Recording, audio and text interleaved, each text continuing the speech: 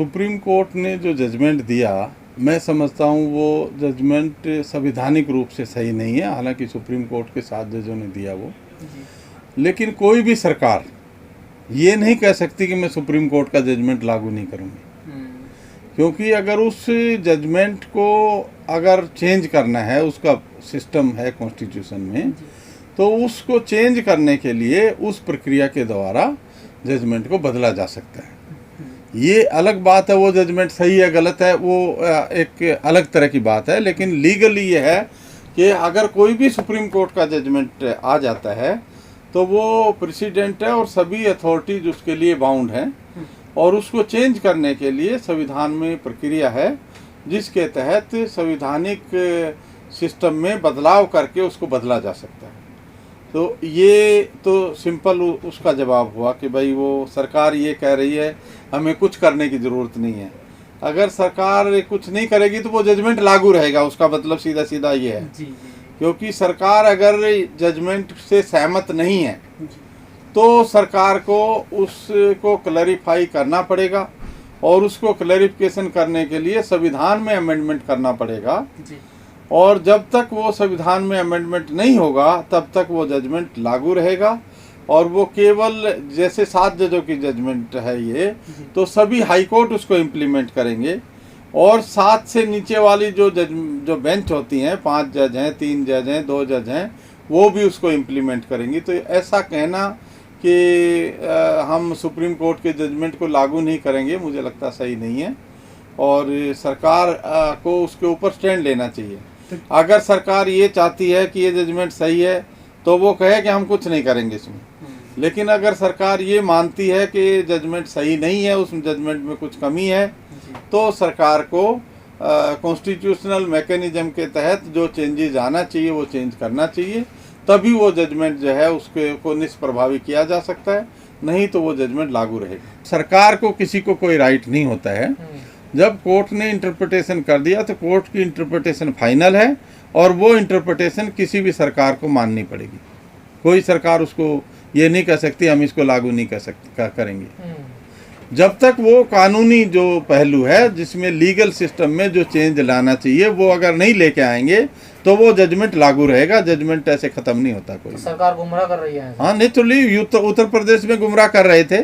जब वो reservation promotion के जो केस हुए 2012 में वो डिसाइड हुआ, 2015 तक वो कहते रहे कुछ भी नहीं होगा।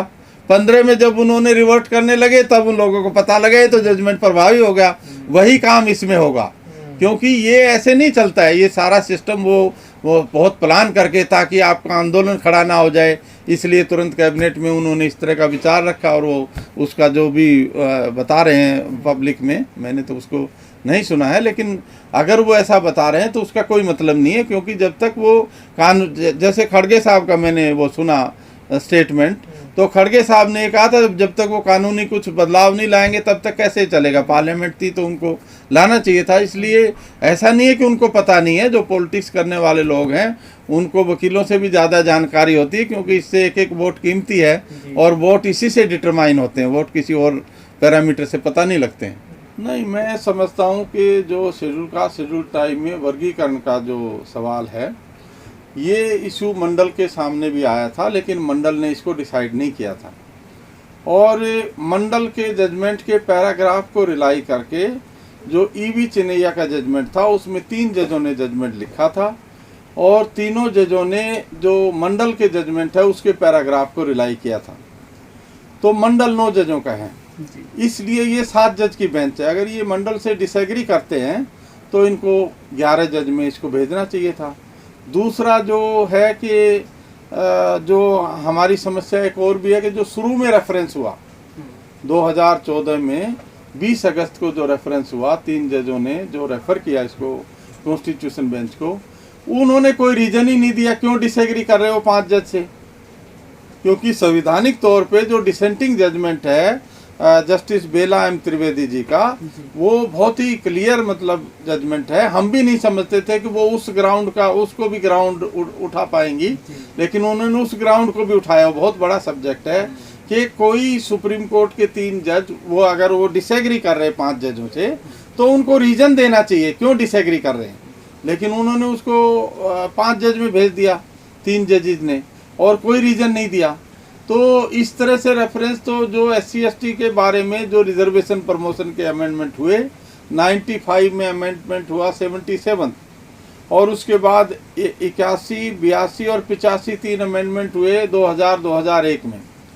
तो ये जो 3 अमेंडमेंट और 4 अमेंडमेंट की वैलिडिटी टेस्ट हुई 2006 में, लेकिन आज 29 साल हो गए हैं। ज़्यादातर प्रदेशों में इंक्लूडिंग उत्तर प्रदेश में वो रिजर्वेशन प्रमोशन लागू नहीं है, जो 1/3 इंडिया है उत्तर प्रदेश। तो आप केवल उनको कैटेगराइज करेंगे, उनके अधिकारों के लिए चर्चा नहीं करेंगे, मैं समझता हूँ ये गलत है। कोर्ट का काम केवल उनको उनका अधिकार जो है उसको डिनाई करने के प्रोसेस को प्रभावी करना ही नहीं है। कोर्ट को उनके जो राइट्स हैं उनको अनफोर्स करना चाहिए, क्योंकि बहुत बड़े पैमाने पे आज हम ये देख रहे हैं कि बहुत ज़्यादा लोग प्रभावित हो रहे हैं। और उत्तराखंड में सरकार ने सब पोस्ट जनरल से भर दी, छत्तीसगढ़ में सब पोस्ट जनरल से भर दी, मध्य प्रदेश में ऐसा हुआ, राजस्थान में ये 85th अमेंडमेंट और 77th लागू है। लेकिन वहाँ ऐसा है कि एक आदमी शेड्यूल ट्राइब था, उससे 6 साल बाद नौकरी में आने वाले आदमी को तो प्रमोशन दे दिया, लेकिन वो शेड्यूल ट्राइब कैंडिडेट जो है उसको प्रमोट नहीं किया कि ये आगे नहीं जा सकता। क्यों नहीं जा सकता? तो ये जो पूरी व्यवस्था है, ये पूरी व्यवस्था केवल हमारे अधिकारों का हनन करने का काम कर रही है। तो मैं समझता हूँ कि कोर्ट को रीजनेबल व्यू लेना चाहिए, और रीजनेबल व्यू में उसको जो प्रिंसिपल्स हैं उनको मानना चाहिए। लीगल प्रिंसिपल्स कोर्ट ने ही सेटल किए हैं, जो कोर्ट ने प्रिंसिपल सेटल किए हैं उन प्रिंसिपल्स को कोर्ट को ऑनर करना चाहिए। सर, बैकलॉग की भी तमाम चर्चाएं हो रही हैं कि पहले जो है कोर्ट उन चीज़ों पर क्यों संज्ञान नहीं ले रही जो वैकेंसियां रिजर्व कैटेगरी की खाली पड़ी हैं। उसके बाद नहीं, मैं आपको और चीज़ बताता हूँ, बैकलॉग में बाद में आएंगे। पहले होते थे vacancy based roster, vacancy based roster में आज हमने 40 वैकेंसी भरी, 40 में से 2 ने ज्वाइन नहीं किया, कोई कारण होगा, अगले साल जो है 40 और वैकेंसी हो गई। तो ये जो सारी वैकेंसी का हिसाब लगा के और रिजर्व कैंडिडेट भर जाता था। मतलब उन्होंने, कोर्ट ने एक प्रिंसिपल बनाया कि पोस्ट बेस्ड रोस्टर होगा। पोस्ट बेस्ड रोस्टर के बाद एक तो वैकेंसी किसकी है इसका हिसाब नहीं लग रहा, और गवर्नमेंट में कोई अकाउंटेबिलिटी नहीं है। कोर्ट में भी हमें बहुत ज़्यादा प्रूव करना पड़ता है। अगर जो जनरल कैंडिडेट है उसको 1% मेहनत करनी है तो हमें 50% करनी है, इतनी ज़्यादा मेहनत है, तब एक पोस्ट मिलती है हमारे को। लेकिन उसके बावजूद वो हम उस राइट को रियलाइज़ नहीं कर पा रहे, क्योंकि जो वैकेंसी बेस्ड रोस्टर था वो रेगुलर भरता रहता था, तो उसमें रिजर्व की भी वैकेंसी भर जाती थी। अब आज हम देख रहे हैं, बहुत सारी जगह हम देख रहे हैं, जो EWS की रिजर्वेशन है वो 10% है, लेकिन EWS की भी उतनी वैकेंसी होती है, शेड्यूल कास्ट की भी उतनी है, जबकि शेड्यूल कास्ट का 16.8 शायद उन्होंने गवर्नमेंट ने नोटिफाई करके 15 से चेंज कर दिया, और शेड्यूल ट्राइब का 8.6% हो गया।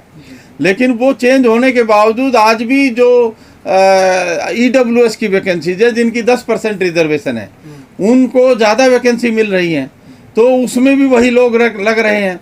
जो ये OBC में घपला करके जो ऐड कर रहे हैं उसमें भी वही लोग आ रहे हैं।